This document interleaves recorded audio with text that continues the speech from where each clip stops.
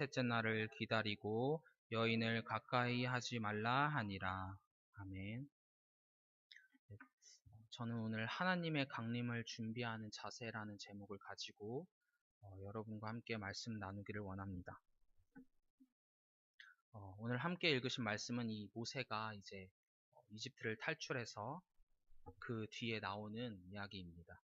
이스라엘 백성이 르비딤에서 이제 시내 광야에 이르게 되었습니다. 그리고 시내 광야에서 장막을 치고 이스라엘 백성이 머물고 있었습니다. 그때 모세가 하나님을 만나기 위해 시내산으로 올라갑니다. 이 하나님께서는 모세에게 이렇게 말씀을 하십니다. 출애굽기 19장 4절에서 6절 말씀입니다. 내가 애굽 사람에게 어떻게 행하였음과 내가 어떻게 독수리 날개로 너희를 업어 내게로 인도하였음을 너희가 보았느니라. 세계가 다 내게 속하였나니 너희가 내 말을 잘 듣고 내 언약을 지키면 너희는 모든 민족 중에서 내 소유가 되겠고 너희가 내게 대하여 제사장 나라가 되며 거룩한 백성이 되리라. 너는 이 말을 이스라엘 자손에게 전할지니라. 하나님의 말씀을 한마디로 줄이면 내 백성이 되기 위해서는 너희가 내 말을 잘 들어야 한다 라는 말이 될 수 있을 것 같습니다. 이 말씀을 이제 들은 모세는 하나님의 말씀을 전하기 위해 밑으로 내려갑니다. 그리고 이 말씀을 백성들에게 전합니다. 그 모세의 말에 이스라엘 백성들은 우리가 그렇게 하겠습니다 라고 약속을 합니다. 그리고 이제 모세가 다시 올라와서 하나님께 이스라엘 백성들이 그렇게 하기로 다짐을 했습니다 라고 말을 전하자 하나님께서 모세에게 이렇게 말씀을 하십니다. 출애굽기 19장 10절에서 13절 말씀입니다. 너는 백성에게로 가서 오늘과 내일 그들을 성결하게 하며 그들에게 옷을 빨게 하고 준비하게 하여 셋째 날을 기다리게 하라. 이는 셋째 날에 나 여호와가 온 백성의 목전에서 시내 산에 강림할 것임이니 너는 백성을 위하여 주의 경계를 정하고 이르기를 너희는 삼가 산에 오르거나 그 경계를 침범하지 말지니 산을 침범하는 자는 반드시 죽임을 당할 것이라. 그런 자에게는 손을 대지 말고 돌로 쳐 죽이거나 화살로 쏘아 죽여야 하리니 짐승이나 사람을 막론하고 살아남지 못하리라 하고 나팔을 길게 불거든 산 앞에 이를 것이니라 하라 라고 말씀을 하십니다.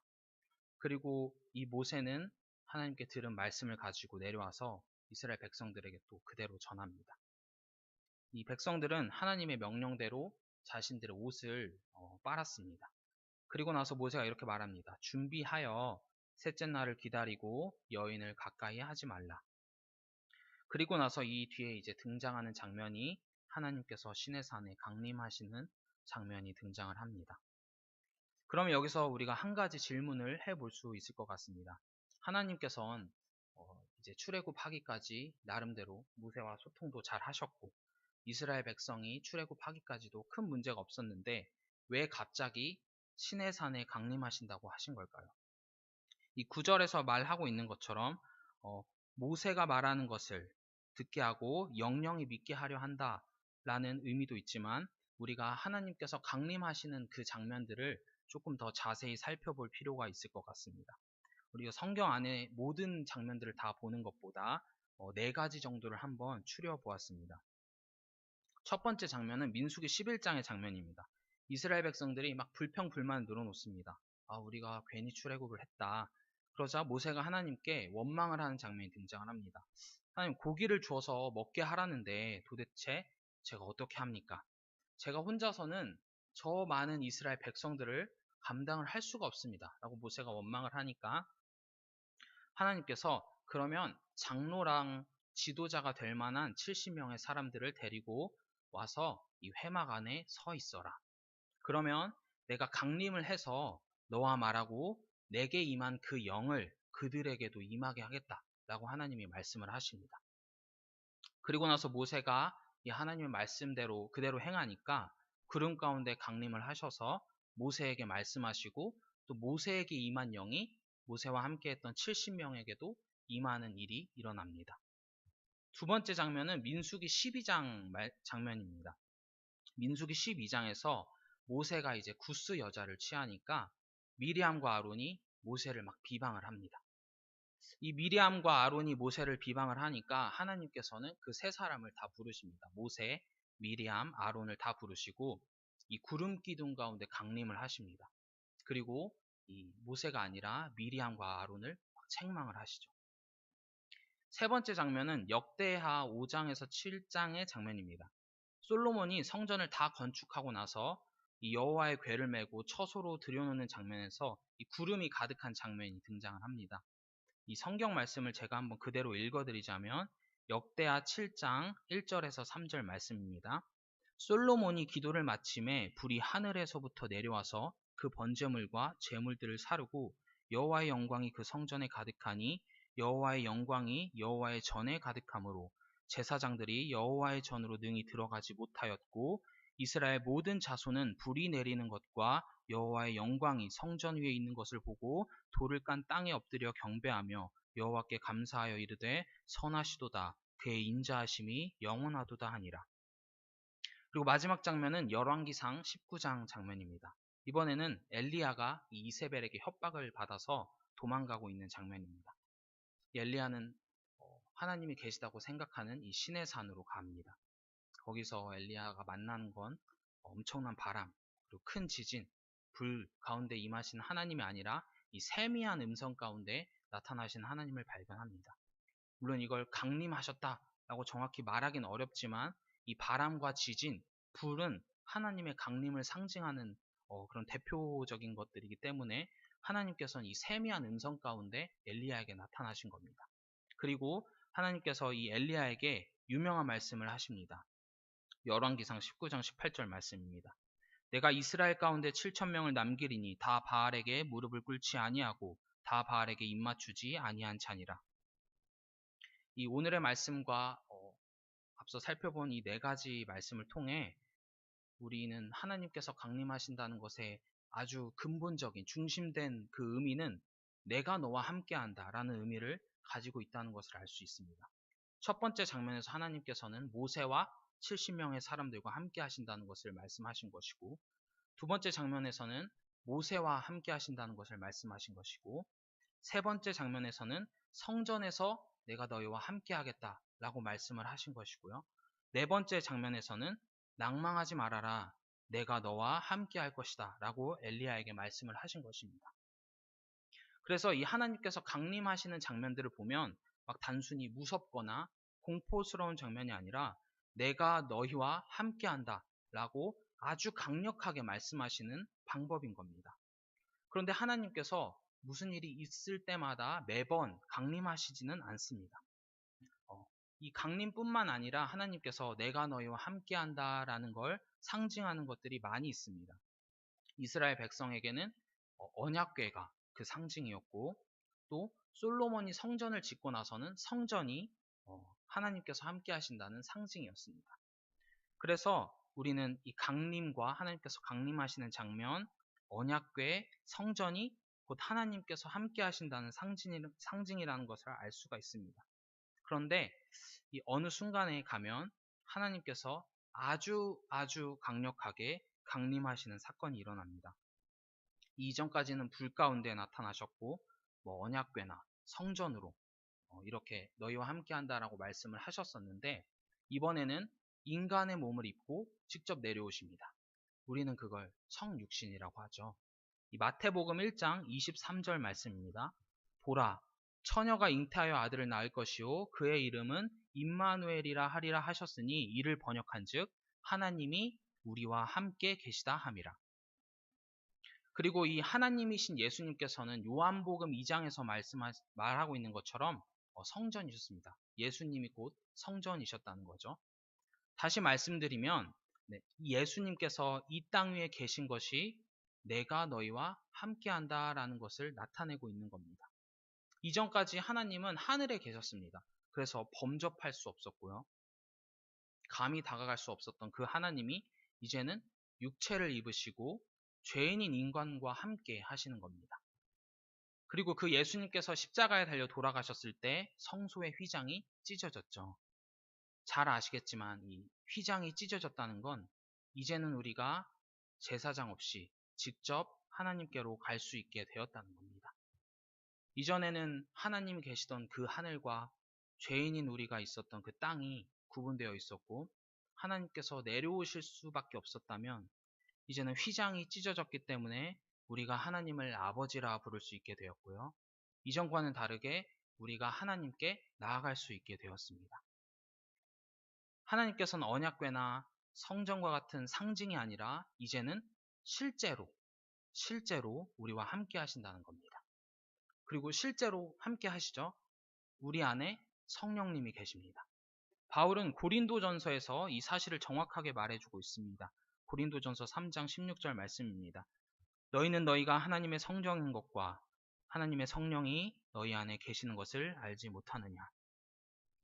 그래서 오늘 본문 말씀에 이 등장하는 강림이라는 표현을 사용해서 우리의 상태를 한번 표현하자면 이렇게 표현할 수 있을 것 같습니다. 하나님께서 항상 강림하고 계시는 신의 산, 언약궤, 성전이 바로 우리 자신입니다. 제가 이 강림이라는 개념을 설명하기 위해 좀 많이 돌아왔지만 이 개념을 가지고 우리가 오늘의 말씀을 한번 보기를 원합니다. 출애굽기 19장에서 이 이스라엘 백성들은 하나님의 강림을 준비를 합니다. 총 4가지의 행동을 합니다. 먼저는 옷을 빨았습니다. 옷을 깨끗하게 빨았습니다. 그리고 성적인 관계를 맺지 않았죠. 그리고 경계선을 그었습니다. 여기는 넘어가선 안 된다. 마지막으로는 3일을 기다렸습니다. 이 첫 번째와 두 번째, 그러니까 옷을 빠는 것과 성적인 관계를 맺지 않는 것은 행동은 2가지지만 사실 내용은 1가지입니다. 부정하게 잊지 말고 거룩하게 준비하라는 겁니다. 세 번째는 경계선을 긋는 것인데 이건 하나님과 인간을 이제 명확하게 구분을 하는 것입니다. 하나님께서는 너무나도 거룩하시기 때문에 이 함부로 범접할 수 없는 이 경계가 존재를 한다는 거죠. 에덴 동산에선 이게 선악과였고 성전이 지어졌을 때는 이제 지성소였습니다. 그리고 마지막으로는 3일을 준비하는 겁니다.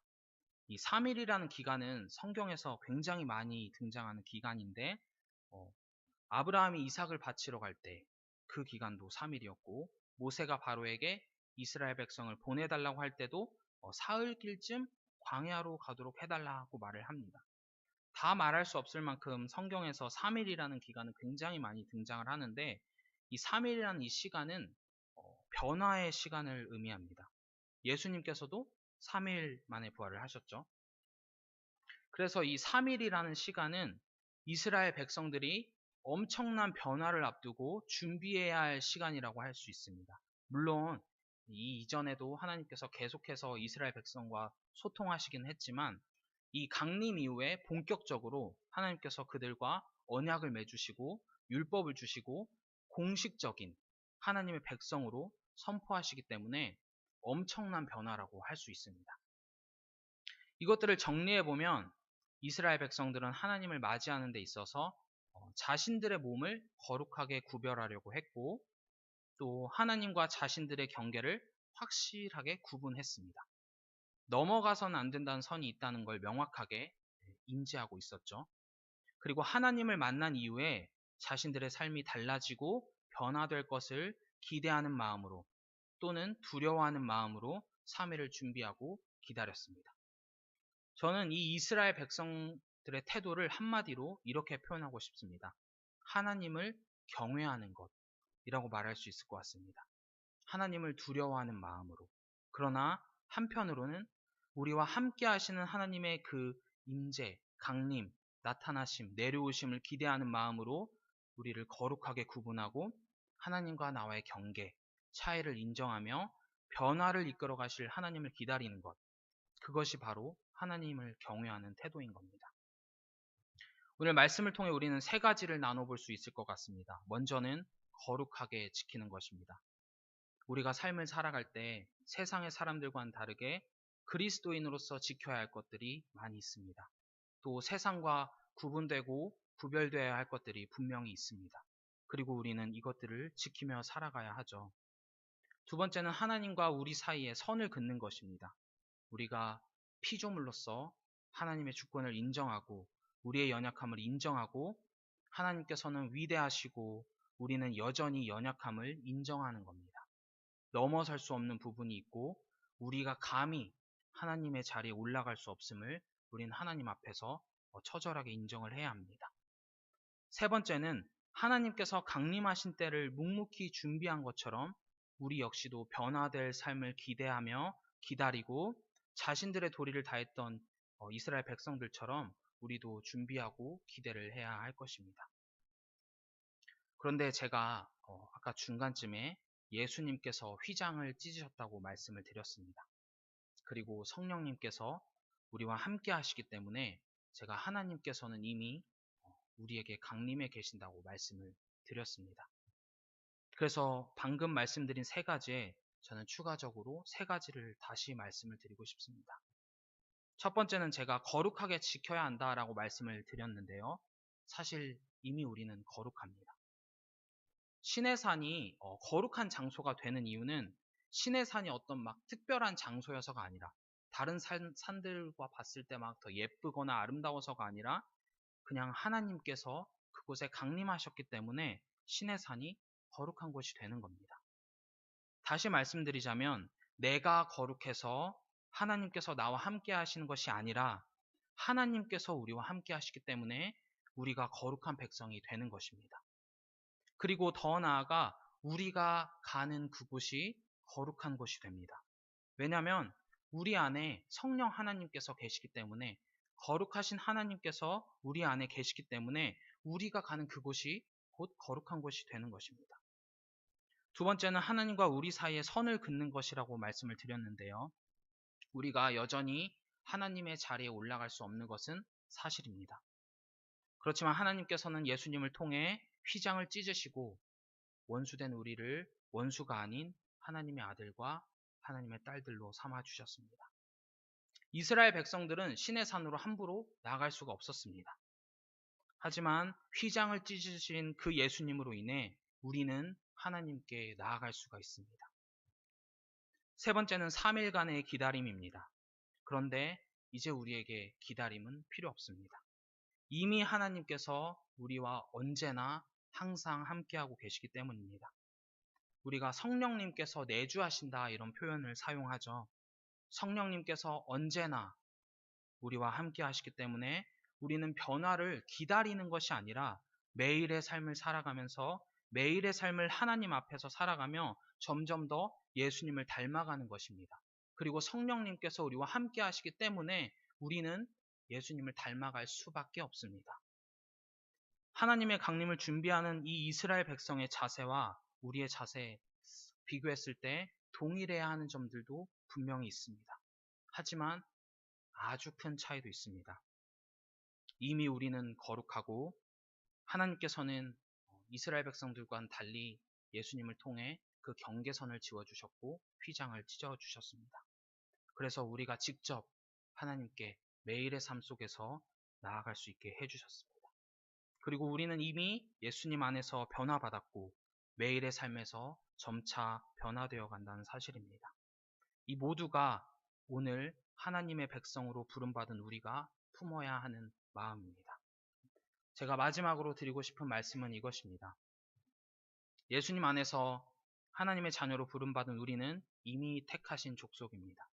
또 왕같은 제사장들입니다. 거룩한 나라이고 하나님의 소유가 된 백성입니다. 우리 안에 계시는 그 성령님으로 말미암아 우리가 밟는 모든 땅은 거룩한 곳이 될 것이라고 믿습니다. 하나님께 드리는 그 기도와 찬양, 예배, 그리고 이웃에게 행하는 그 사랑으로 말미암아 이 땅의 어둠은 반드시 물러갈 것입니다. 그리고 예수님께서 기도하셨던 것처럼 하늘에서 이루어진 것이 이 땅에 반드시 이루어지리라 믿습니다. 다만 그 가운데 우리는 이렇게 고백하길 원합니다. 우리가 가는 곳이 거룩하게 되는 그 이유는 하나님의 통치가 우리를 통해 이 땅 위에 이루어지는 그 이유는 내가 무엇을 잘해서가 아닙니다. 내가 하나님의 명령을 지켜서가 아니라 내 안에 계신 성령님께서 나를 이끌어 가시기 때문입니다. 저는 우리 모두가 매일을 살아가며 하나님의 강림을 준비한 이스라엘 백성과 같이 하나님을 경외하기를 간절히 원하고 사모합니다. 그러나 뿐만 아니라 우리는 이미 하나님의 자녀이기 때문에 매일의 삶 속에서 하나님의 자녀됨을 만끽하고 하나님의 자녀다운 자녀로 살아가는 저와 여러분 되기를 간절히 소망합니다. 기도하도록 하겠습니다.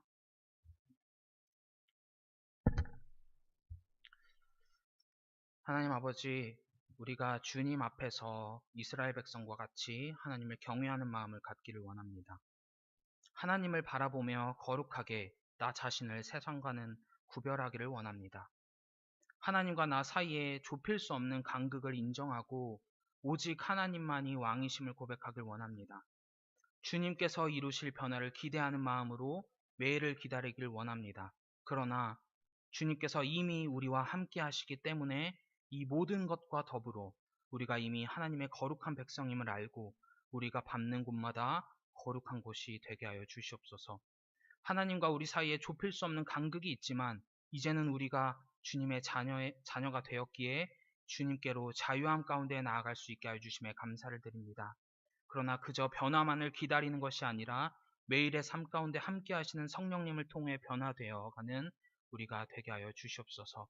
변화되었기에 거룩한 것이 아니라 변화되었기에 자녀가 된 것이 아니라 우리 가운데 계신 성령님으로 말미암아 우리가 거룩하기에 변화되어 가는 것이고 하나님께서 베푸신 은혜로 말미암아 우리가 자녀가 되었기에 변화되어 간다는 사실을 잊지 않고 오늘도 세상의 빛으로 살아감에 부족함이 없게 하여 주시옵소서. 오늘도 거룩하신 예수님의 이름으로 기도합니다.